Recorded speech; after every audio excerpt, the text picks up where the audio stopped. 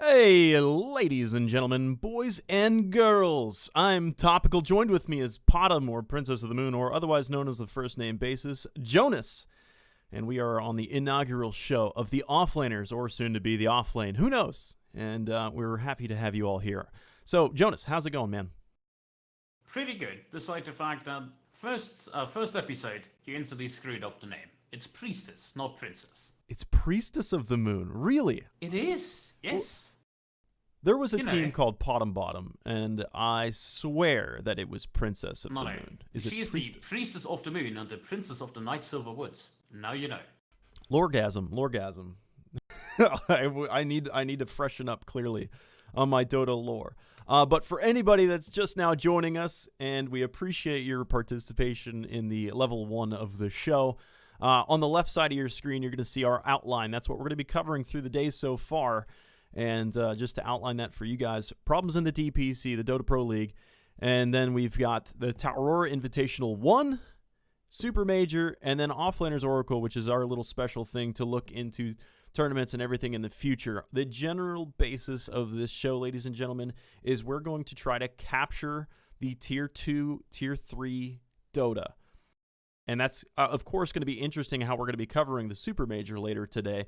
But there are indications of some up-and-coming teams that we're going to be covering, and we hope to inspire everybody as well to try and make it to that level of gameplay.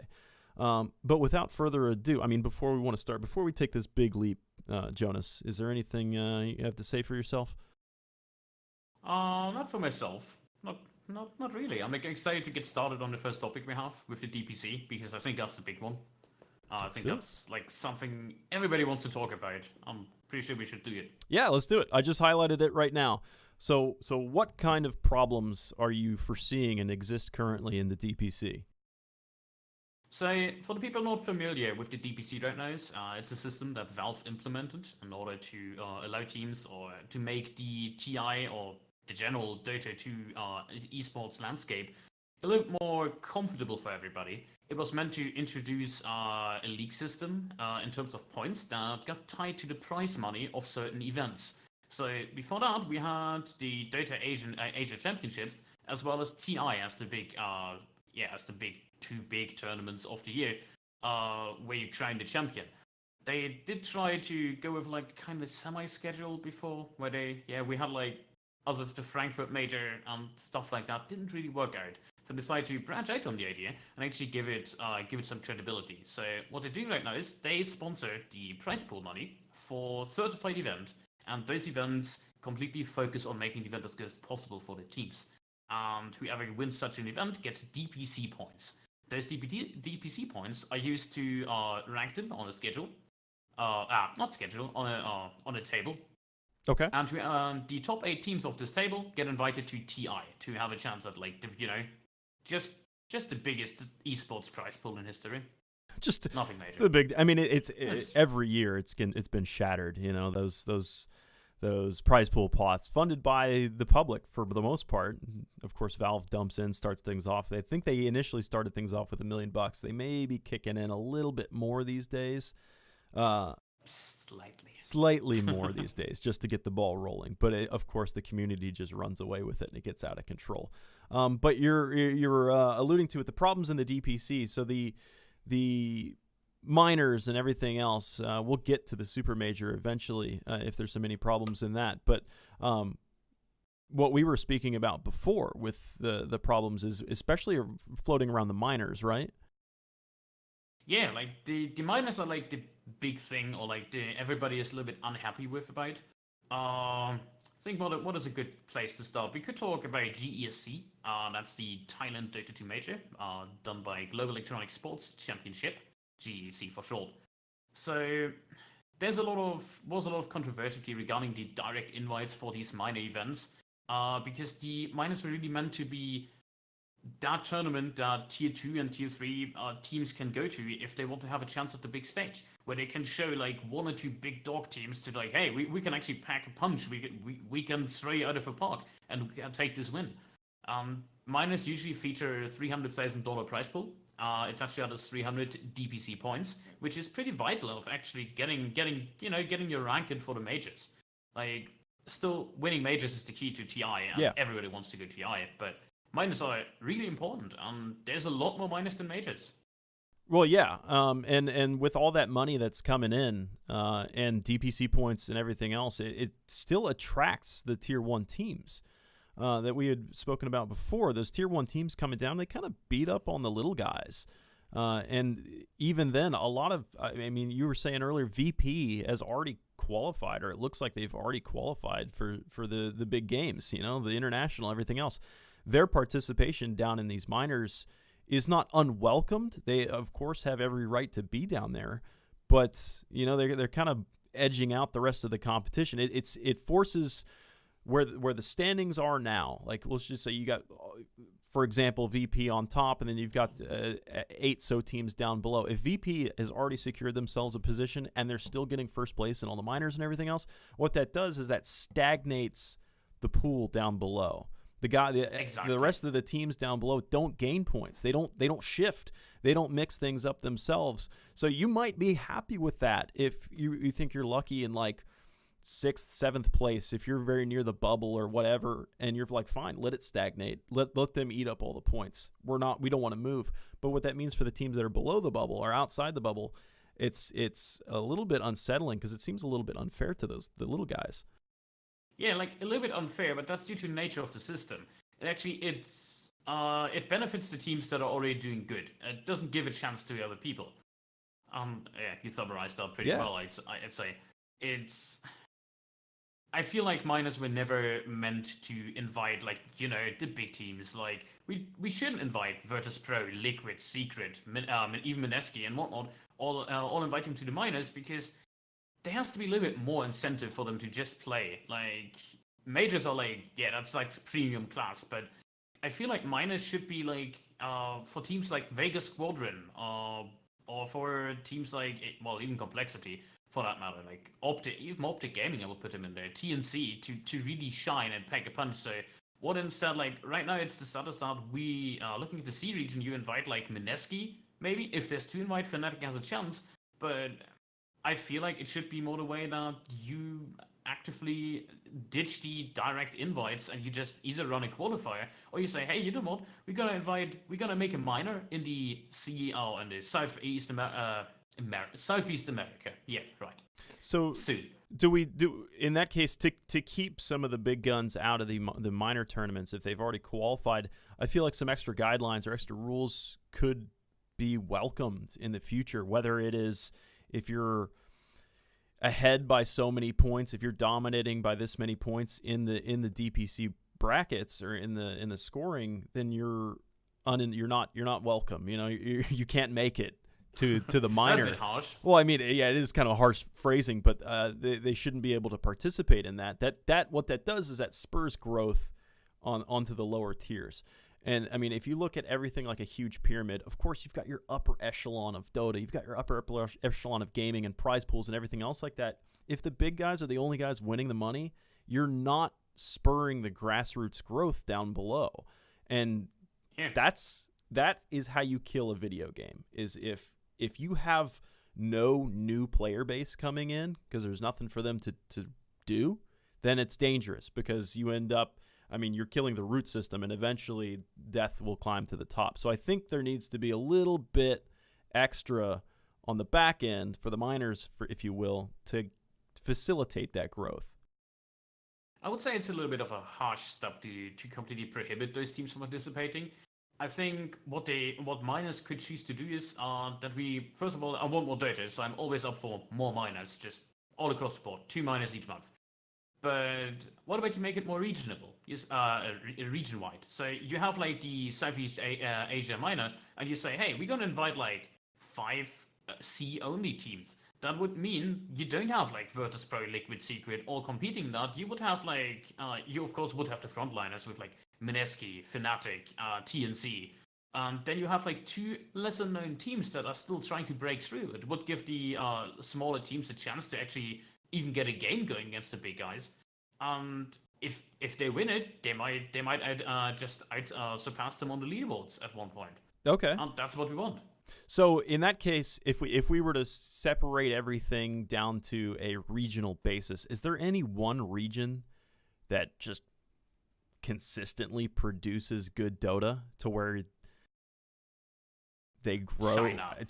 China. Well, China has. It's China. So China has a monstrous, population to begin with. So if you were to look at like a per capita of Dota players, they might actually end up a little bit lower. I'm not sure, but I'm just theory crafting. If it's at this per capita, then we're talking Sweden here. Oh, of course. Sweden is crazy.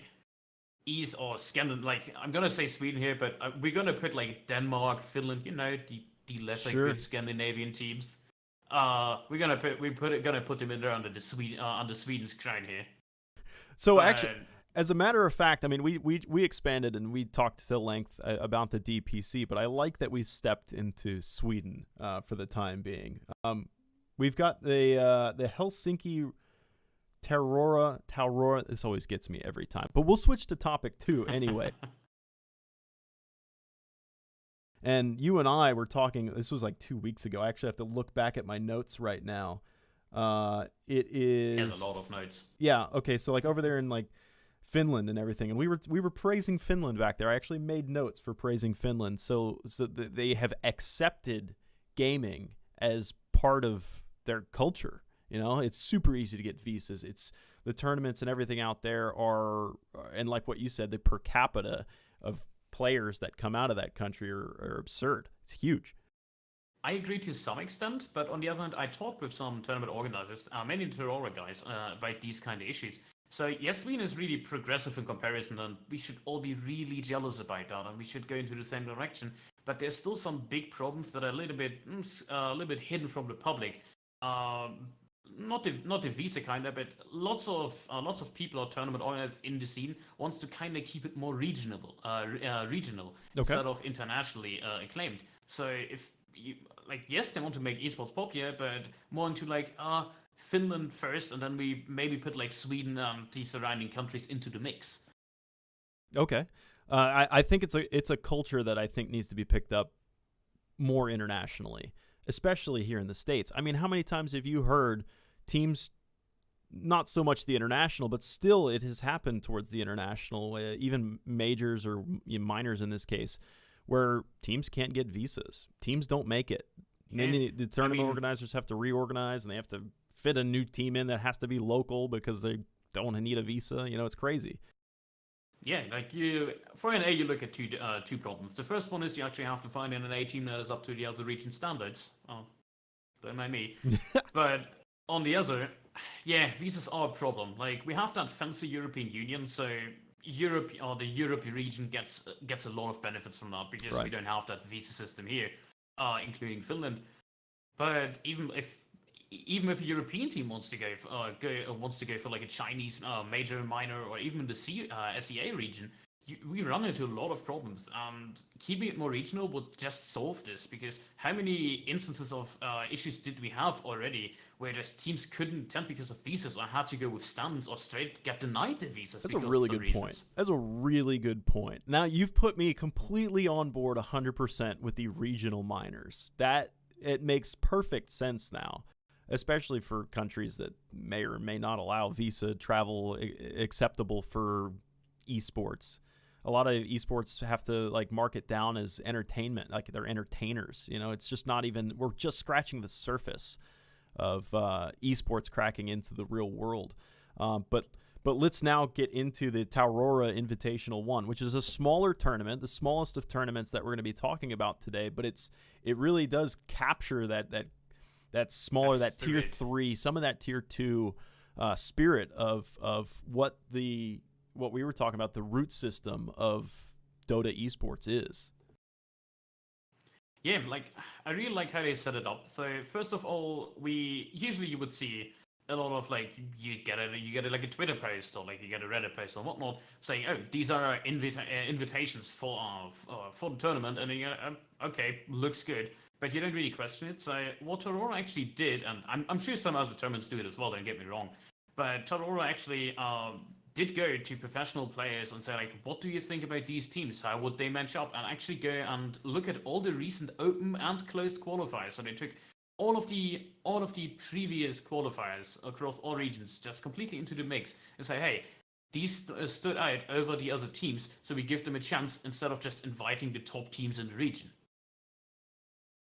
Interesting. I mean, to talk about some of the teams that are actually making it here. When we were talking about this last week, it was still a little hush-hush as to who's been invited. But some of the big names, Gambit, we've got Alliance, Final Tribe, which we'll talk about soon. Final Tribe is one of those teams that is on the up and up, and they're making some big waves. But there's like a handful of other teams in here that are interesting. The Brestemens, who was it? The Helsinki Reds. So those are two teams. Yeah, the home advantage team. Right. Those are two teams that are invited that are actually sponsored. Their orgs are true professional traditional sports teams. I believe both football. Definitely the Brestemans. That's a football team 100%. Yeah. But this is a push that we're starting to see not only in Dota but elsewhere in other esports as well, is that you're seeing sports teams picking up esports teams. And that is giving more fuel to the fire to remedy that situation of putting esports onto the big screen and making it acceptable for these kids really to have careers. Yeah, for example, the most recent example would be Paris Saint-Germain sponsoring LGD. So it's PSG.LGD now. That's like another one where like a big sports giant, or well, French football giant, just goes into the scene, acquires an esports team, and we're just gonna see it happen more and more from now on. And I really hope this brings some improvement to the scene, and not just like another sponsorship that they might drop. So just maybe even introducing some sort of more organization for the players. Yeah, even just a place to play as a team on like a LAN setting would be massive to a lot of these gamers. To look at some of the bigger names, I didn't quite make it all the way through, but the Alliance is included in here as well. Some of the teams that you may not heard of, but you definitely recognize some of the names in there. Let's see, Wagamama, it's the Waga Stack. That's the Left One TV. He's got Waga, Stormers in there. Who are the other teams that we were mentioning earlier? One thing actually we can talk about now, which is interesting to me, is Gambit Esports looks to have been gutted. From what you described to me, it was Chris. Sorry if I pronounced your name wrong. Chris. Doubt name. And was it Vangscore? Came from Gambit and went to Double Dimension. Both of those teams are at the Tarora Invitational. And yeah, that was. Is Gambit scrambling? Is Gambit scrambling now? I would assume so. Like, I haven't had a recent update on the roster right now. Pretty sure they have something similar locked in because, well, let's just say they have their first match tomorrow, so against Saint Squad Gaming, so they're gonna have at least some form of lineup. Yeah, they hopefully having some coaches stand in, but the team as it stands now on Liquipedia has 2 players on it, just 2. That being Daxak and Big Num. Everybody else is TBD. So you're going to have the coach stand in, a manager, and a water boy. I'm free. Hey. Hey, yeah, put me in, coach. Totally put me in, but... some of the other teams that were in there, Sexy Bambo, Kingdra. He's with Cancel, Jabs, some of the big names that you've all seen before. Mad Lads has Kezu and a Cinder and Stack. So that'll be an interesting one as well. So this is it's 5,000 euros prize pool. If you're here on the new world, that's about $6,000 US, and that's nothing to sneeze at. But I'm actually surprised they got the quality of teams and players and names to come to this tournament for only 5,000 euros. For only 5,000, well, 5,000 is a good amount of number. That's like $1,000 for everybody winning it. Well, no, it's on the other hand, first place takes 3,500. Yeah, they scheduled like that. Sorry, mouths. No, it's all right. But another aspect to look at is that this actually gets broadcasted on Finnish national TV. So that's like that's something. That's awesome. Like, that's the next step. Yeah, like, that is the next step. We just bring it to traditional TV, even though it's only in Finnish for now. But, well, some in English as well. But if we come to the playoffs, we actually have LAN finals. For a tournament with 5,000 euros only as the prize pool, that is a big step to have LAN finals with casters on the stage or broadcasted on national TV. Yeah, Like, that's the dream. that's Right there. wild. Yeah, to get on national TV. We're there on terms of television for Counter-Strike. I know TBS has picked up the E-League, and they publish that and take all the professional teams and Counter-Strikes on national television here in the States. But I would love to see Dota hit the mainstream out here as well. And just to praise Finland a little bit more, this was it was months ago at this point, but Matumba Man was put on Finnish newspaper, or no, it wasn't. It was a magazine or something, wasn't it? Where I mean, Yeah, I believe so. Yeah. yeah, and it's not the first time Finland has put esports into their mainstream media. I mean that is as well. I mean, if you're able to speak to the public as a whole and just ease them into that, just expose them to esports a little bit. All it takes is a newspaper clipping or whatever, and thousands more people realize now, okay, kind of a big deal now in the technology age that we're in, and they're not surprised when they see it on national television. They're not in an uproar. But it'll be an interesting tournament, this Taurora. I think it's going to be well managed, well executed. It starts tomorrow, and it runs through, I have to reverse the dates here because they're European dates, not through October 5th, but instead actually through May 10th. Yeah, so that's another thing to talk about. So, especially with the final tribe actually managing to snag the invite to the super major, which we will be talking about later. It's they actually managed to put their entire schedule around the big tournament, so there's no clashing. They just try to ensure that as many games as possible will be played. I think that's great. That's something you don't see every day. We had instances where players or teams had to decide which minor do we want to participate in. That's something to look out for, because if you start up cramping up minors majors, especially international ones with time zones, then you might yeah, hello kid. That's Luna. There. Yeah, I like the scheduling of all these tournaments seems so. I mean, they're in cohesion. It's a lot of travel if you're going to participate in all these things. But yeah, exactly. I mean, you've got Taurora that we just mentioned the dates. Epicenter starts on April 27th to May 6th, and then May 9th starts GESC. They run through the 12th. Then the 14th is Changsha MDL Major, 14th through the 20th, and then ESL 1 Birmingham, the 23rd through the 27th. That is a super tight schedule if you're going to try and participate in all of those. But it is at least organized to where you're not forcing teams to do one or the other. They have the option to do all of them. It's a crazy schedule if you do. Yeah. But it is possible.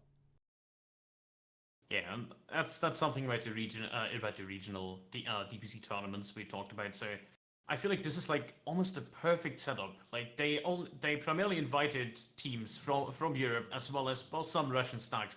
Looking at Saint Squad Gaming, for example. Same with like Team Loyalty, like half of it is actually Russian. So just they come from that region, which not only ensures that they will all be like in the same kind of time zone, so people don't face any problems. You also really free them up. Like you can make this a regular thing, like be it monthly, be it bi-monthly. Just go for more tournaments in the same region and try to just build yourself kind of makeshift major for now, and minor now, until the system kind of changes. Yeah. So I want to now touch on, we hinted to this earlier, the up-and-coming team, the Final Tribe that's coming up. That team involves Era, Frost, Jonas Hoffman, Pablo, and Hanskin.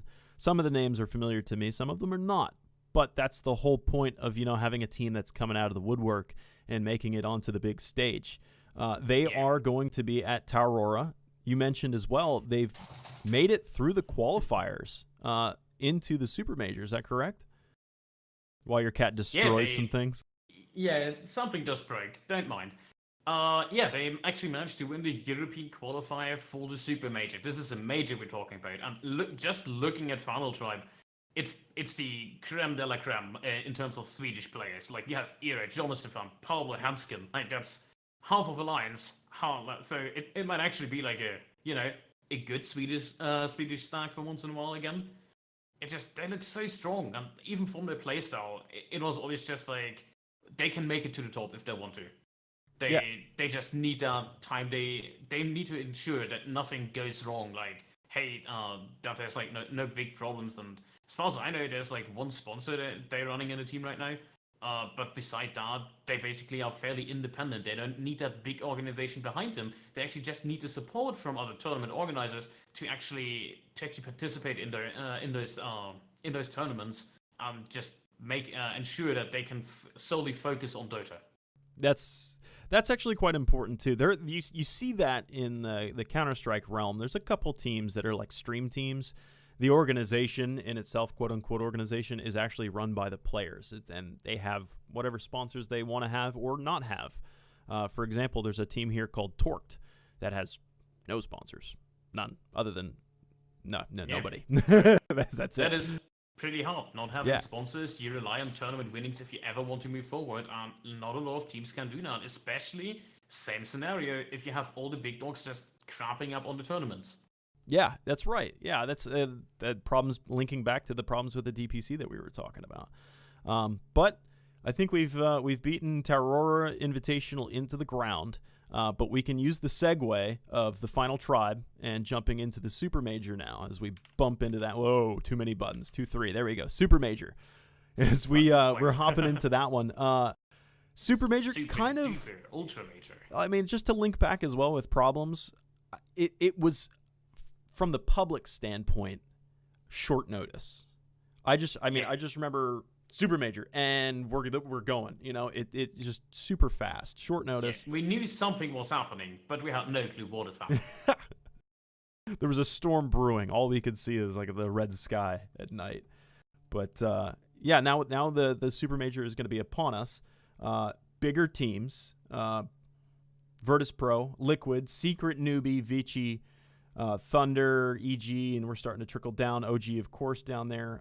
But like we mentioned, the final tribe is included in that. By making their way through the open qualifiers, they are absolutely going to be the underdogs, but I wouldn't even call them underdogs at this point. I'd still call them a dark horse because they have that player base that you were talking about. It's like a super Swede team that if you're looking to see some upsets, technical, like on the paper upsets, it would be with Final Tribe. I can totally see Final Tribe beating teams like OG because looking at OG, for example, they really underperformed a lot in the last months. Like, you could even argue that OG getting direct invite, maybe they would have given that away to somebody else. Contenders for that would be, for example, you could go with like Team Kinguin or Mad Lads even. They're not as established. OG is still pretty good there. Like, they're nowhere down the bottom. But I feel like Final Tribe is definitely the better stack than them right now. It'll be really cool to watch them. I think with Final Tribe's performance in Taurora is going to be a precursor because they're not put to the grindstone. Final Tribe are not going to be, but they're going to be tested moderately comparatively to the super major, and that's going to be the first instance of the world seeing what they're actually capable of. I would agree with that, but talking about the super major, we have that prize pool actually a little bit bigger than all the other majors, so it's at 1.5 million. It's a super duper major. Yeah, $1.5 million. That's absurd. I'm trying to find now where the money is actually split. Obviously, it's not winner takes all, but it does look like it's going to be set into 2 groups. And then I'm seeing cross tables that are not filled in yet for the group stage. So probably some kind of round robin, and then dumps them into a bracket system. It's basically gonna feature our best of 1 round robin, teams playing against each other, and then the top 4 teams advance to the playoffs. The bottom 4 get eliminated, and then you have a normal playoff date. Okay. With a double elimination bracket, so there's that, and it's gonna be best of 3. So are there any, we'll say, the point system that's on the board? And we were talking about the problems in the DAC or the DPC prior to this, how the big bully teams that are already in first place are coming down and infiltrating into the minors and soaking up all the points, which stagnates the field a little bit. This super major, what kind of point system are we seeing on the line? Well, if you say point system, are you referencing the DPC here? How many points are available for this tournament for Super Yeah, Major? 2,250, and that is split by the prize pool. So, So we're you probably looking at like 1,600, 1,500 points for first place. So if you win the Super Major, you instantly jump into the top 8. So if you win the Super Major, if the International was decided the day after the Super Major, which it's not, but theoretically, if Final Tribe win, Well, you say that, technically it is, because it is the last DPC tournament. okay, It's gonna be that big. Okay, setup. it is. Like, Okay. So, yeah, you're right. That's actually crazy. So you could have the Final Tribe who have cobbled together a team of really great players, but it's not a team as you would assume. Like, when you imagine a team as some of the veterans that have been around the same roster that's been together, they know each other's ticks, they know everything about each other to where they don't really have to communicate directly in game. They just understand what's going to happen. So this is a newly formed team that don't have that grease in the wheels yet. But it would be amazing to see them come in and suddenly just be like, welcome to the International. That would be wild. I mean, right now it would be roughly 1,000 points. Small correction. So that puts you at rank 10 in the DPC, which means if you win a major, you definitely have the power to win a minor. Oh yeah. If they win something beforehand, that shouldn't be a problem for them. But that like we don't know what's happening down the road. Hey, maybe there's like a swap a newbie and they're disqualified from participating in DPC. You never know. And just having the schedule, it's really nice, but it has to be refined. There's 100 issues with the DPC, and 2 of them are fixed right now, and we're working on the other 98. But we can only talk about it. Valve has to actually step ahead and change the system. That's right. Yeah, I think. Well, I mean, the whole scoring system is new. From previous internationals, I don't recognize that there was a point system to qualify teams in there. It was invites, and then prior to the international, there was a bracket system to soak up those last positions. But this whole point system, is it new this year? Well, kinda new. It was in the making for a long time when they still had like the spring, the autumn, and the summer major. Oh well, with TI being placed in the summer, but it is pretty well thought out. It is actually pretty solid considering that for example, in the DPC, how the points are calculated is that only the top 3 players in your team actually count with the points. So if there is some swaps or whatnot, you even before the roster locks, etc., you actually end up being a little bit more flexible or more representative. Okay. I really like how they set it up. Good.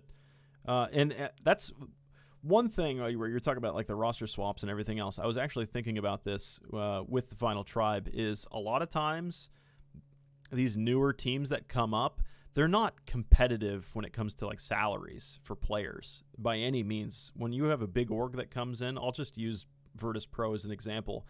If Virtus Pro wants to absorb some teammates, whatever, they just do. They have the money. There's money that you just can't refuse.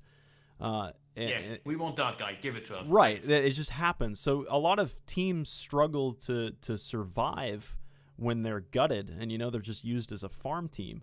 Do you think some of the guys from Final Tribe could get reabsorbed back by Alliance? Don't think by Alliance in particular. I feel like it's a big bonus for them that they're all Swedish. So there's a lot of there's like a lot of internal and it's an internal powerhouse for them because they're located in the same country already. They solved a lot of problems with that. It's more of like what team will pick up Final Tribe as their brand, and the whole team, just one bite. Yeah, I would say, and I gotta say, my money is on MySports. Really? MySports really likes to pick up teams before TI. Well, let's not talk about what they do if the teams don't win TI, but it has been quite some time that MySports wasn't been active, and they actively voiced for picking up a team again. They just, or at least exploring the Dota scene for them more. Okay. It's been a long time since I've seen mouse sports on Dota. I'm trying to remember. How is it in Counter-Strike? Oh, they're definitely in Counter-Strike. But I swear there was a mouse sports in Dota. There was, yeah. Yeah. Motorsports actually has like a really big history. Yeah. In Dota. Oh yeah, way back to not the first international, but definitely by the time the second international comes around, they were floating. So they've got a history. Like the old Sing stack. That's what it was. That's it. Wait, did they pick up the Kaipi? Is that where that mouse sports team came from, or was it before or after? I don't know. When it goes back like 4 years, I'm having trouble remembering. But there was Kaipi, which was the Sing stack, and that was a fun team to watch. Yeah, just I believe it was Sing with Trixie +3. Can't remember the other. That's back 2010, 2011, something around that. Damn, I was saying 3 or 4 years ago, dude. It's been 8 years. Has it really been 8 years? Yeah, and then they changed out in the roster and actually put Saxon Bamboo on the team. Mm-hmm. And I believe shortly after was Black joining the team, and then you had like a really big powerhouse. Yeah, I remember. I believe before that it was called Team Zero, something like that. Yeah, I remember the Kaipi days, and then there was Speed Gaming, which was Sing plus like Artur, and they ended up winning MLG Columbus. I was at that tournament. I've never seen a bigger comeback in my life. Talk about like out of the woodwork. They show up day one. They blame their manager for everything. Their manager's like, I just flew my team here, but like they were late to the tournament. They just had no sleep. They like literally flew in and just started playing games. And so they lost every game on day one. Everything. They did not even look like they were functional in Dota in the slightest. And then day two comes around. They have to win perfect. They have to be undefeated to stay alive. They do that. I think they beat the Alliance. Easy. Yeah, it was just crazy, and it was like 4-staff gaming, like is what people were calling it, because they would roll like 4 or 5 4-staffs on the team, so like nobody would die. Like you just push them out. It was craziest gaming. Anyway, before we get to off to a wide tangent, we managed to go from super major to some of the underdog teams. Like the Final Tribe, and then I guess I just linked that into Sing Speed Gaming. But we'll touch off unless you have anything else to say on the super major. Anything? Solid? Not really. I think we talked about everything regarding the Super Major. What has to change or what we would like to see changed. I think for a first iteration from Valve, I think the major system, the scoring system, is very good for a first pass. Yeah.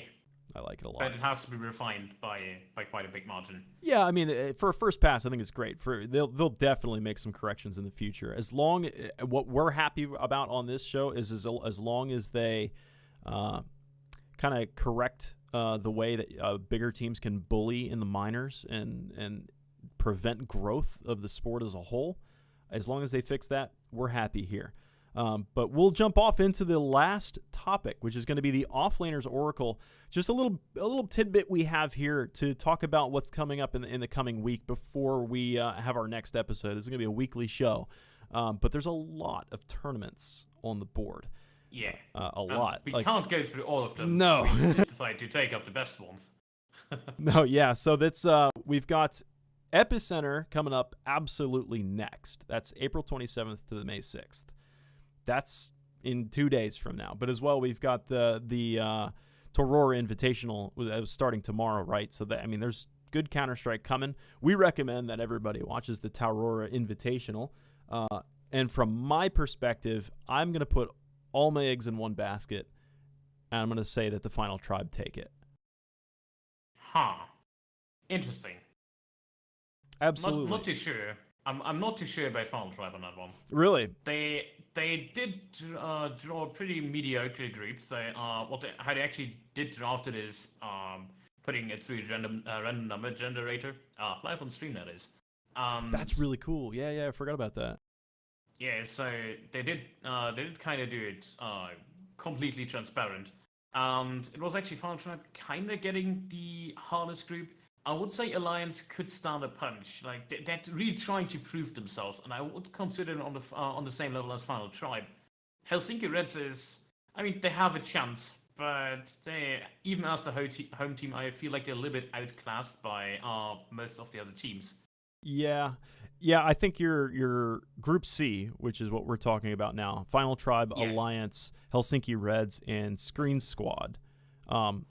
Two Screen Squad, yeah, something like that, with a Q in there. But it's two teams come out of each group. So there's 4 teams in each group. 2 teams survive, and I think that's a pretty obvious Alliance and Final Tribe surviving out of that one. I would say Final Tribe, yes. Alliance versus Helsinki Reds, we might see an uproar. That Really? depends on Alliance performance, but I would definitely say Final Tribe Alliance sounds about right for me. Okay. All right. And then let's just hop over to Group A. That's Gambit, Kingdra, Breastamans, and the Saints squad. I'm actually going to give that one to Kingdra and flip a coin for Gambit and Breastamans. I'm going to say Breastamans because Gambit doesn't really have a team right now. I agree. I would say Kingdra definitely finishes first in that group.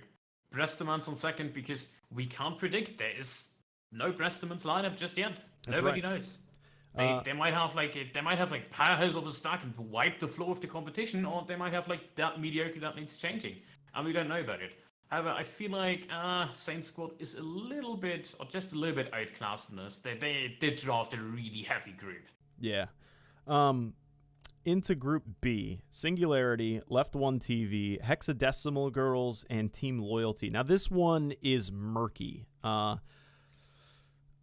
would say this is probably the weaker of the groups, but that doesn't really help us when it comes to who do we think is going to survive out of this group. I would say weaker, yes. Singularity takes the spot for me. I saw them playing across multiple amateur tournaments in the last months, and they looked fairly solid with no big mistakes. Same with Left One TV. So I think Waga is going to take it home with Stormstormer on this stack. Waga's, Left One TV, that is. I mean, Waga. Sorry to interrupt, but Waga's kind of underperformed. If I remember, they played a qualifier maybe a month or 2 back, and the Waga stack got smashed, if I remember right. I'd have to look that up, but I don't have high hopes for Left One TV. I'm going to give it to Singularity, and then it might be a coin flip between the rest of them, but I am going to say Left One TV make it out of the group stage, but I say they die shortly thereafter. I'm going to say they're going to take Group B over Singularity. Really? Okay. I trusted them. We've seen the matchup before, Left One TV versus Singularity. It was fairly even. They definitely stand a punch, especially in those best of 2s. They might have enough points to just surpass them if they take a game away from them. All right, and we talked about Group C, and we'll touch off on Group D, the last one. Mad Lads, Double Dimension. Yeah, Mad Lads, Double Dimension, Swiss Quality Gaming, and Unchained Esports. I think Swiss Quality and Unchained, I think this is another one of those groups that's like it's pretty obvious which 2 make it out. But Mad Lads... I don't think so really? At all. Really? I don't think so at all. So, Double Dimension with taking the gambler players, you could say. I trust Double Dimension to take this group home on rank 1, no question. I think Cinderin is a favorite for rank 2, but I feel like Swiss Quality Gaming could beat them. I've seen them play a lot. They are super solid in their roster. Like, they have amazing supports, their rotations are completely up to date, and they show a lot of synergy. So, while being the underdog in the group, I trust the former My Insanity squad, or half of it, to actually beat Mad Lads and the Cinderin stack. Okay. All right, so that takes care of at least the group stage, and after the group stage, we'll have another show, and we'll talk about whether our predictions are up to par. Or... We need a whiteboard with points.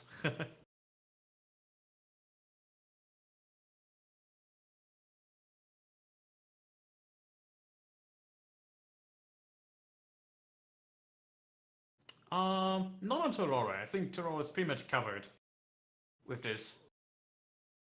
We will bring it up again because it doesn't run over the course of 3 days. It's like during 2 to 3 weeks, so we can update you each week how long topical really was.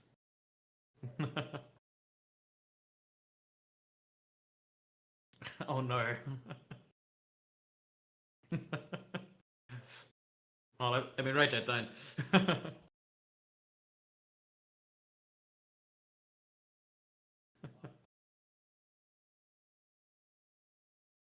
No, I would say so. Pretty much covered it.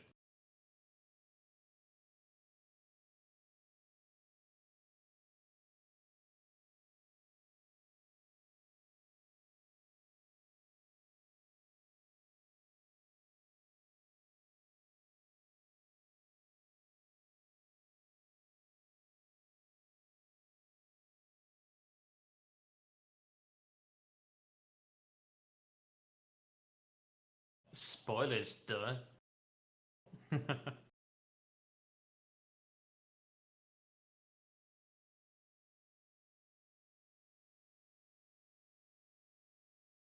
Yeah, so probably going to take place in episode 3 maybe as the rundown of like Epicenter after it happened, because well, Epicenter is around the corner as well.